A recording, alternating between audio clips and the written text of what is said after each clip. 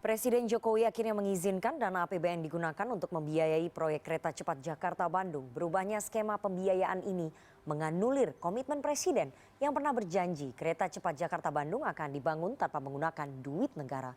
Perubahan pembiayaan ini kian menunjukkan buruknya perencanaan pemerintah saat merancang proyek kereta cepat yang sejak awal telah menuai pro dan kontra di publik. Video tadi adalah kutipan berita dari CNN Indonesia dengan judul Proyek Membengkak, Kereta Cepat Ditambal APBN. Video tersebut membahas mengenai permasalahan pembangunan kereta cepat Jakarta-Bandung yang menggunakan dana APBN untuk pembangunannya. Menurut beberapa ahli, hal tersebut salah. Pembangunan kereta cepat Jakarta-Bandung adalah proyek business to business. Artinya dana yang digunakan berasal dari bisnis, bukan dari pemerintah.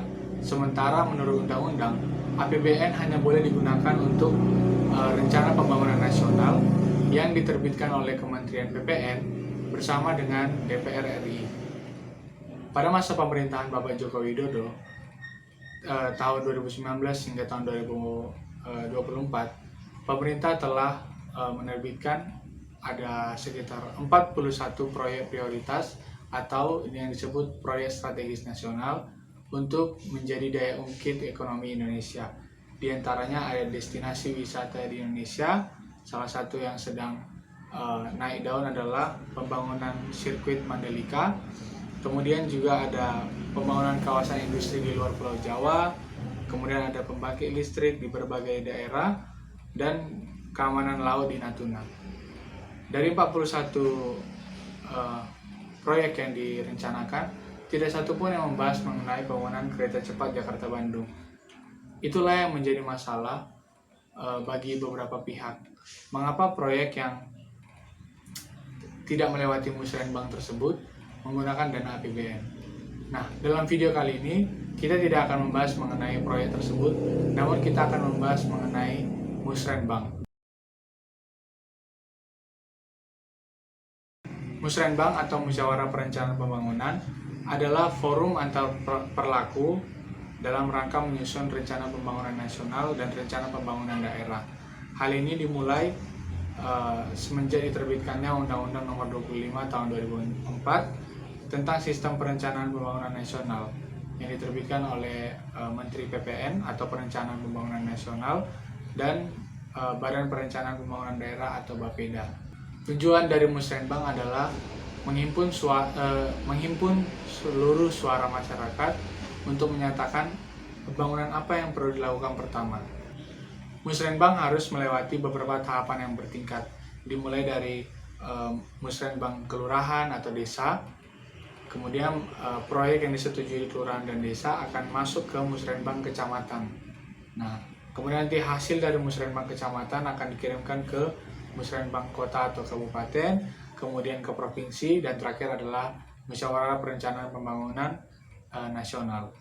Nah, proyek akan disetujui berdasarkan APBD atau APBN suatu daerah atau APBN nasional.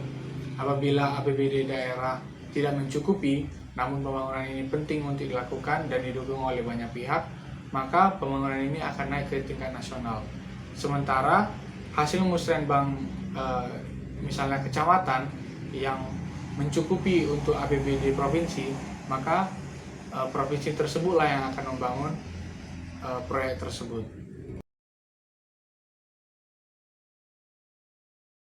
Musyawarah Perencanaan Pembangunan memiliki begitu banyak dampak positif. Salah satunya akan adanya pembangunan yang sesuai dengan kebutuhan masyarakat. Nah, sekalipun pemerintahan kita berskala nasional, namun pemerintahan di Jakarta tidak tahu kebutuhan pembangunan di Aceh, kebutuhan pembangunan di Papua, atau kebutuhan pembangunan di Kota Batam misalnya. Yang mengetahui hal tersebut adalah orang Batam. Nah, untuk menghimpun seluruh suara, menghimpun seluruh kepentingan, maka diadakanlah musrenbang tersebut, sehingga pembangunan yang lebih penting akan didahulukan, sementara pembangunan yang tidak terlalu penting akan dipinggirkan. Di suatu provinsi ada 10 kabupaten atau 10 kota. Nah, di salah satu kota mungkin belum ada taman. Nah, namun di kota yang lain rupanya belum ada rumah sakit yang mumpuni. Nah, sekalipun suatu kota yang ini memerlukan taman, namun pemerintah akan mengalokasikan APBD atau APBN itu menuju ke rumah sakit. Mengapa? Karena hal tersebut lebih penting daripada membangun taman, sekalipun kota tersebut tidak memiliki taman pada akhirnya. Nah, jadi tujuan Musrenbang adalah menghimpun seluruh suara dari masyarakat, mendengarkan dari desa ke desa, dari kecamatan ke kecamatan, supaya pembangunan yang dibangun itu sesuai dengan kebutuhan masyarakat.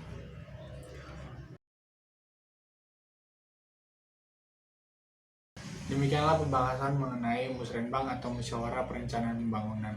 Intinya, Musyawarah Perencanaan Pembangunan bertujuan untuk membangun proyek yang tepat di setiap daerah. Bagaimana caranya? Menghimpun suara dari masyarakat di daerah tersebut. Ini didasari karena negara kita adalah negara yang demokratis.